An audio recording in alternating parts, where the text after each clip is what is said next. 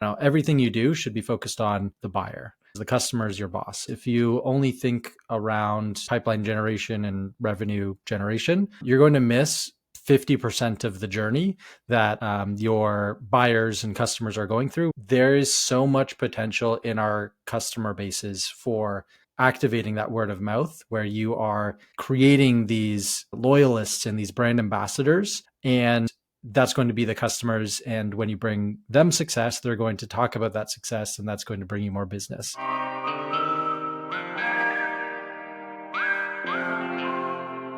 Howdy, partners, and welcome back to another edition of the Howdy Partners podcast, where we give you tactical information to take away for your everyday work life, personal life, whatever life balance, and how it can help you in partnerships and other organizations or other features or teams of your organization.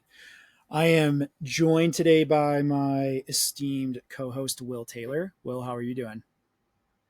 I am doing well. I have been in deep thought mode, thinking about how people can best plan for 2024. Been having a good amount of conversations with people, and it's been feeling good to add clarity to everything. And then outside of that, life is pretty good, all things considered. How about you? How are Yeah, you? is that I'm doing well. I would say that I'm in the same mode, same mentality. We're heading towards the holiday season, which on one side, typically, we all know, reduces a lot of the external communications, but I think it also ramps up on maybe the internal planning. So I've been deep in preparation there. And that kind of leads us into our topic today, which is, would you call this a brainchild of Will Taylor?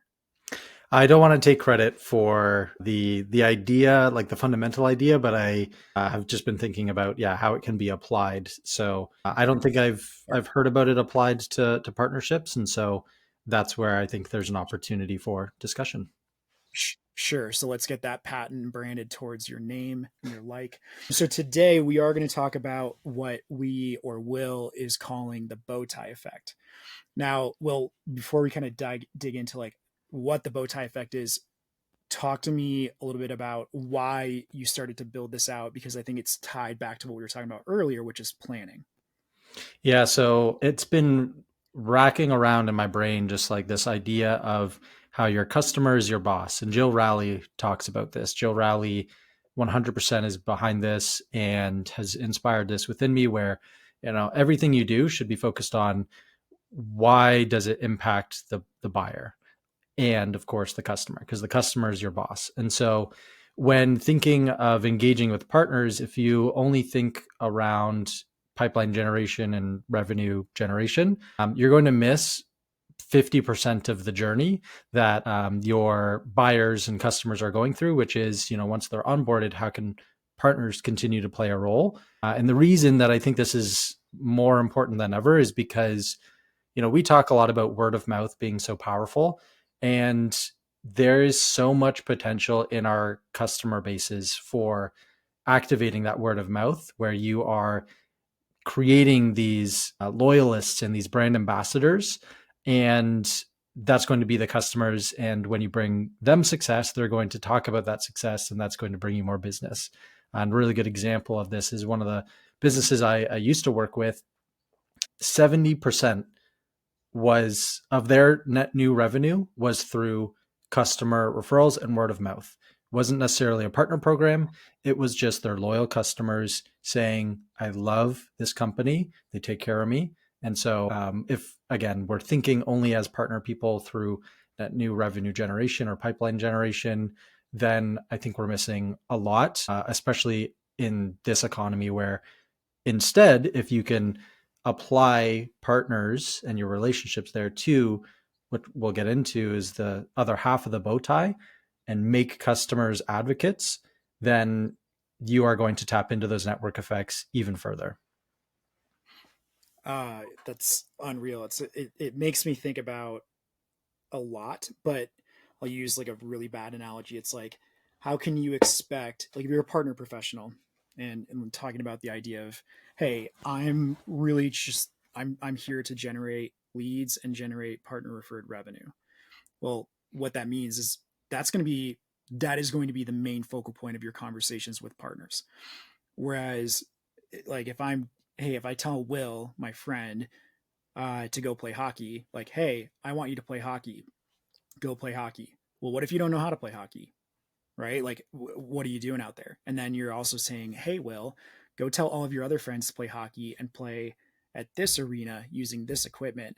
Well, once again, if they don't know how to do it, how can you expect that to be like a very like strong or confident type saying? So all that to tie back together, the idea around building evangelists and building brand advocates through action is really important versus like telling them what to do.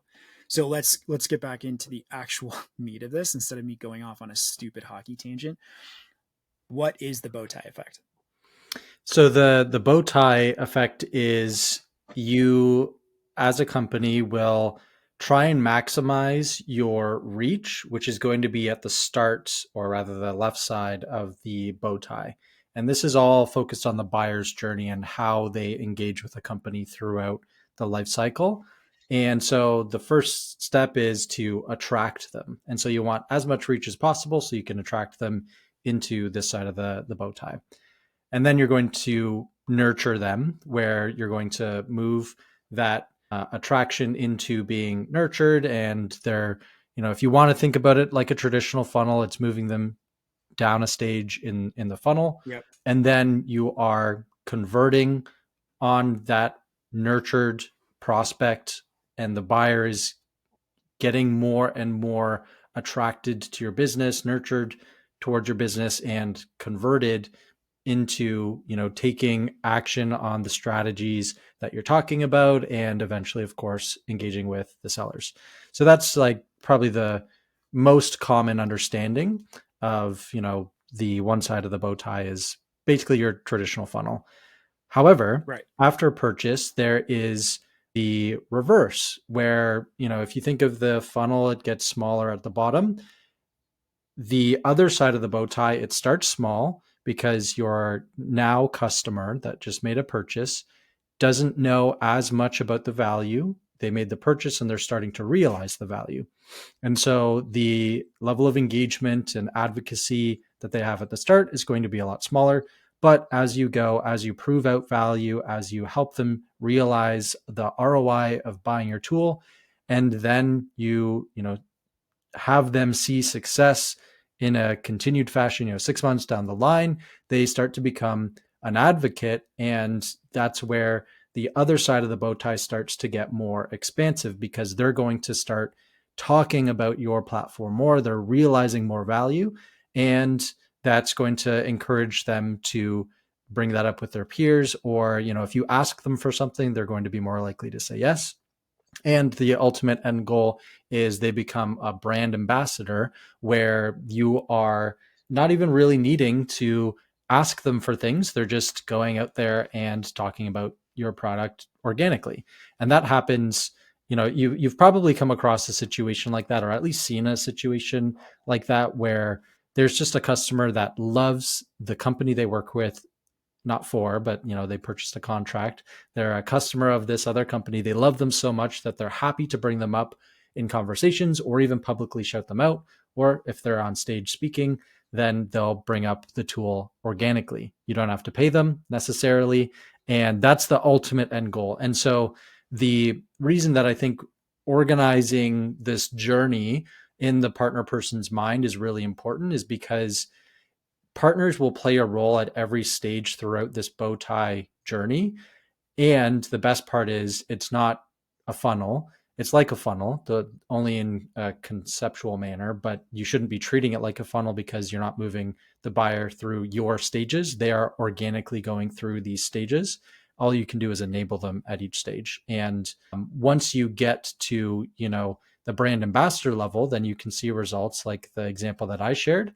And the best way to accelerate that, even from the left side of the bow tie all the way through to making a purchase and then through to becoming a brand ambassador, the way to enable that and enhance that is including your partners across that journey. And so that's where I've been thinking more and more about this bow tie model, so that it's not just the pipeline generation and revenue generation, it's value generation across the life cycle. And the really interesting thing is, you know, we've worked with a good amount of partners, and it got me questioning, why are we working with, XYZ partner? Because I don't see them fitting into this value journey. I only see them fitting into this pipeline generation aspect of partnerships. And so that's where I'm like Yeah. having this light bulb moment where I'm saying, okay, I should talk about this because people may also have a similar reaction. Yeah, I think like the very black and white or like easiest way to think about this is like partners. If you're in partnerships and you're working to enable your partners, it's pretty much like everything on the front side of the bow tie, or the flipped sales cycle or sales funnel. But when you talk about something like lead sharing, which I'm sure comes up in a lot of organizations, you're kind of touching on that other side of the bow tie, but it's just like it's one idea in kind of like the grand scheme of things. So I'm like really curious to see how you think, like not so much on the left side of the bow tie, but on the right side of the bow tie, how partner teams can layer in there. Because like before you even talked about partnerships, in the bow tie effect, I see marketing playing a role, I see sales playing a role, I see customer success and customer onboarding playing a role, but didn't really think about partnerships. So now kind of get into the meat of where partners do fit in on that second half. Yeah. So on that second half, the way that I've been thinking about it is, one, we already mentioned, the lead sharing. So which of my customers are your prospects for my partner? And the Right. reason that I would ever bring in a partner into my customer base is because it will generate more value for them. And so again, as you're thinking through this bow tie journey, it is additional value to the existing client on the right side of the bow tie that will get them to a point where they will become the ambassador, and or at least advocating, if not the further state, which is becoming the brand ambassador for you. The only way that you're going to effectively do that is to include partners, because if it's just siloed to your tool, I would venture to say that it's much less likely that they're going to think, yeah, I'm going to talk about this, because they would have the ability to talk about all their other vendors. So why would they choose yours? Well, if you are Mhm. showcasing your partners throughout that journey on the right side of the bow tie, then it makes so much more sense for them to say, hey, here's my expertise on this subject, and however they're being an ambassador, whatever environment, they're able to competently talk to the overall tech stack and how it all works together, versus these singular pieces where they're just not going to be incentivized because they won't think, yeah, this is the main thing that's giving me so much value.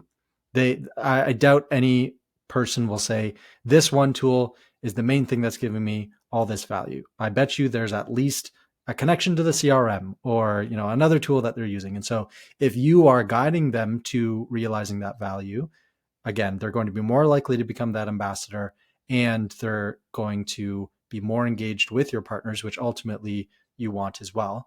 And the main piece here that I also put into my model is, once you have that advocate or brand ambassador, it's a client that's seeing value. You will then not only have a joint value story to tell with your partners, so your partnerships are just going to get better regardless, but you are then able to bring that person and their team back to the left side of the bow tie, where you can use their story to then promote the partnership or promote your company, and again, build more awareness, nurture more people. And you have this brand ambassador where it's not just you and your brand talking about you and your brand. It is some real person who can speak to this in real world examples. And so, partners don't necessarily need to be at every single point along that journey, but I'd venture to say that the KPIs associated there,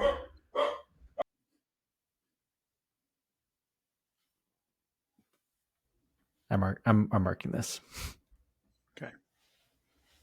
The KPIs associated at every stage are going to be enhanced when partners are involved. And so mapping that process out will not only allow you to pinpoint which partners can I work with at what stage, but also what KPI is being impacted.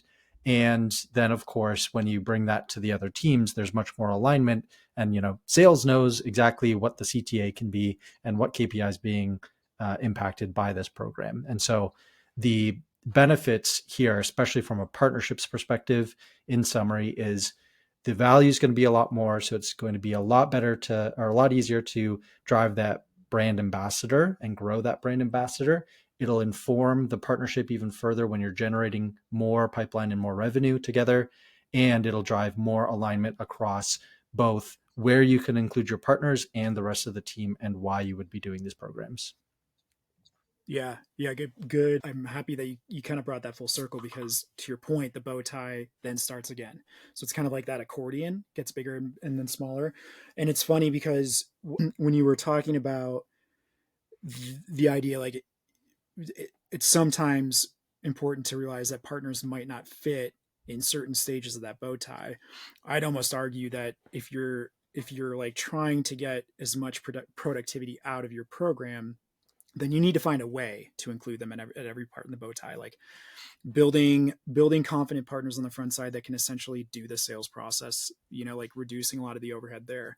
It's funny because I had a conversation with a partner today where we're talking about like sandbox accounts, partners having access to your product. And it's funny because at some point, like a sandbox account becomes redundant, like unless they're able to actually use it and see the value and have that aha moment for them, you're never going to get to the second half of that bow tie. And another example is like in partnerships or partner management, when you're laser focused from the top down on revenue and referral revenue and partner generated revenue, the problem is you're pretty much foregoing the first half of that bow tie to literally just focus on squeezing out like volume, and you're doing yourself a disservice. So I'm bought into it. Now let's go back to the idea of like the internal department buy-in here. One, how do you do that? And two, how do you think the bow tie effect builds better internal efficiencies? So I would say the main thing that people are going to care about is the KPIs and whether or not it's their KPI. So, for example, if I have a program that's very far left on the bow tie and it's more focused on Mm-hmm. attracting prospects, then what's going to happen is, that's maybe page views and clicks and maybe subscribers, however you're measuring that, more quote unquote top of funnel metric. That's going to then say, well, marketing cares about this. So they're going to be more aligned and more likely to engage. Sales, not so much because they're not going to really engage there. And so the KPIs at each specific stage, which again, you can think of in more of a traditional funnel way, and how each stage is being impacted, or rather, how each stage is impacting these different KPIs will then help you say, hey, we have these programs going on, and here's how it's valuable to you, salesperson, marketer, whoever it is. So here's what we're going to do. And here's how we're going to help you achieve, your KPIs based on how this program is impacting that. And the best way to do that, and this is the exercise that I did, was so I mapped out the bow tie. I started thinking about the types of partners that at each stage. So a really good example is like communities or media companies could be on the attract side because they're much more like build awareness. And then, as you move through the funnel, I was thinking through, well, a newer partnership probably needs a little bit more awareness driving, and we need to build that better together story. So it needs to be a bit more marketing focused, of course, on any low hanging fruit that we already have of shared clients and so on. And then as we move Yep. further or further to the right in the bow tie, the inclusion of, let's say, service partners, consultants, or the tech partners that you already work well with today that are, longer standing partners, they're much more well versed. Your team is likely much more well versed on the partnership. And so including them closer to the purchase is going to be more beneficial because people understand it and they're going to take action a lot quicker because, they either have experience with it or the partners can just help more at those stages. So mapping the different partners to each part of the bow tie then allows you to start thinking about, well, what kind of activities can we apply to each stage in the bow tie? So, for example, it could be let's do a story piece or a narrative piece for the awareness side or the attract side. And then as we move down the funnel, it could be things like product marketing, or it could be a webinar. It could be tactical resources, because that's where people are becoming, the buyers becoming more problem aware and they're actually taking action. And so what I'm essentially mapping out here is the different stages of the buyer's journey in this bow tie funnel, the partners that can be associated at each stage, and then the activities that could be associated at each stage, and then the KPIs that are impacted from those activities. So when I go to the marketing team, I can say, hey, quarter over quarter, you're already doing this, or we should be doing this. And here's exactly where partners can fit in. I can plug in a partner to this book that you're creating, or this tactical resource, or we have this, product marketing release coming out, which is again closer to the purchase side, let's say. So let's engage our consultants to, talk about it, or do a demo of it, and, them talk about it through their own lens. And so from there, it leaves very little room for people to ask, why are we doing this? And what's the value to me and my department? And it also organizes the information for you as a partner team to then say, hey, here's the CTA and here's the KPI impacted. And of Right. course, when you're tracking all of this, you can then do a report on, hey, when we engage partners, this is what happens. This is the impact that we had on these different KPIs. So it's really good for organizing everything, and then allows you to then more easily communicate to the rest of your teams, because it's so clear. Awesome. Do you think, like, thinking about partnerships from a more traditional sense, do you think the bow tie has the same level of kind of like what's in it for the partner, or like how does the partner benefit more than, the old ways to do things? I kind of want to dig a little bit deeper, because like it seems like it would be very easy to showcase this to internal teams and get their buy-in and show at least like the roadmap, efficiency, success, etc.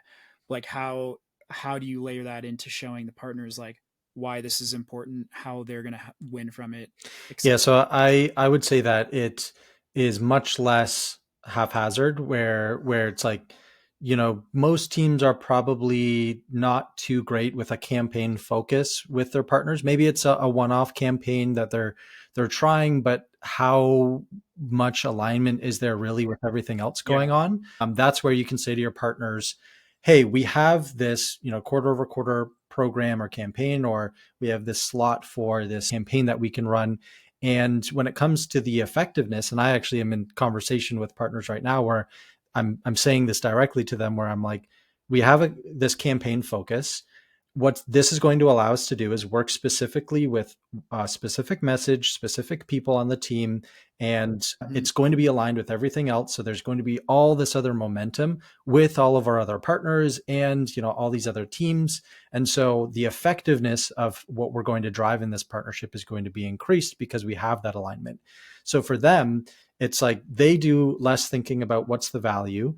The partner does less thinking about, where can I actually fit in this other business? Because you've already done that exercise and you can tell them versus asking them, because they don't know how they fit into your Right. business. And so everything's super clear. And the best part about all of this is, again, if you have a menu of activities, then it allows you to have a review with your partner. And maybe you already have an idea of where you can fit them in and the type of activity. But you can also say, and by the way, here's what else we have time for in the month over month or the quarter over quarter. So let's talk about how we can amplify our partnership and where we could fill in some potential gaps.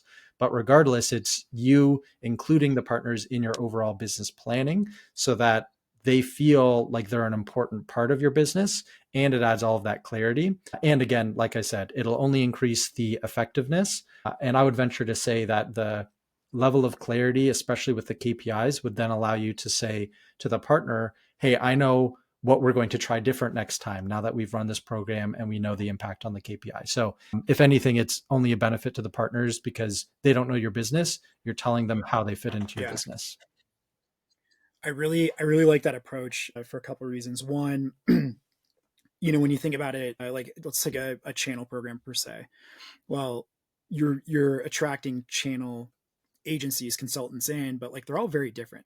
So like trying to send them down the same path, or like really just focus on this more linear enable, produce, whatever, it becomes, it can be monotonous, it can be redundant. You're trying to fit an agency or someone in a partner into a category that they might not fit in. Rather, when you approach it like the bow tie and you show them, here are the different verticals or avenues that we think that are going to drive our success from speaking with you, here are the two or three categories that I currently see you in. One, it just makes it laser focused, right? So then you have the activity that's associated. They get buy-in, show the KPIs. And then furthermore, let's say, X partners like, well, yeah, I'm a new partner. So let's say there's a certification course that they have to go through before they're able to implement your product with customers or implement their product with their own customers. They want to get there, so like help them get there. So there's like the second side, which is you can help dictate and formulate where your partners fit in the bow tie, currently speaking. And then you have the ability to set goals and milestones around, okay, I know this partner wants to become certified, and so like that's the second half of the bow tie, where they can really do that lead sharing and implement and be a certified accredited partner. Help them get there. And I think that's a really, really cool way to think about it. So thank you for telling me about the bow tie. Yeah, it's been just going through my mind over and over because I don't know. For me, it makes just too much sense. And yeah, like you said there, it allows you to create those milestones. Whereas, let's say with your other partners, they get certified and then they're like, what's next? And maybe you're like, oh, well, we're going to do Right. this 30-day thing and it's not aligned with whatever else is going on in the company. And like, maybe it's effective, maybe it's not. It allows you to then say, okay, you're certified. We now need to wait, 3 weeks before our next sprint in marketing to help you go to market with us. It at least will give Yeah. them an expectation of what's next and why they may need to wait, or of course, what kind of resources they can start planning for that as well. So yeah, the clarity is just insane from And it can influence them. Like if they don't want to wait 3 weeks, then, help us do it. So I think there's a lot of like leverage and stuff there. And the last point I'll make too is, through that entire discussion right there at the end, it seems to reduce a lot of the gap. Like when you think about the sales and marketing, they're always disconnected. HubSpot always says that, and you were trying to bring them together. The same could be said for, like, let's say you have a channel program and like a tech partnership or integration program. You're always trying to find ways to build consistencies and build a program together.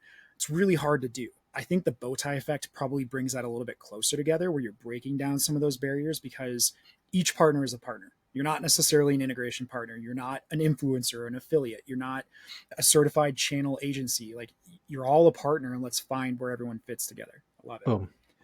Any last pieces, or what it would be your takeaway? My takeaway would be, if you're laying all of this out, even if it's, I did this in a spreadsheet and I have like some visuals and whatnot, and it's not the cleanest thing, but it at least has given me this ability to create something like a menu and map things across Yeah. this journey and have everything, in one column of the partner type, the partner example, the KPI during that stage, the type of program, and it allows for this like mental organization. So my takeaway, my tactical takeaway here is just start mapping out what your team has going on, from a marketing calendar to the sales programs that are going on to, what does onboarding look like, and identify those KPIs that you can impact across the buyer's journey. And then it'll allow you to start planning, okay, well, marketing has a lot going on over in the branding side. They're creating a lot of things to build awareness. Great. Maybe I should get my partners involved because there's so much momentum already there. It'll help you align. So map it out, whatever's existing today.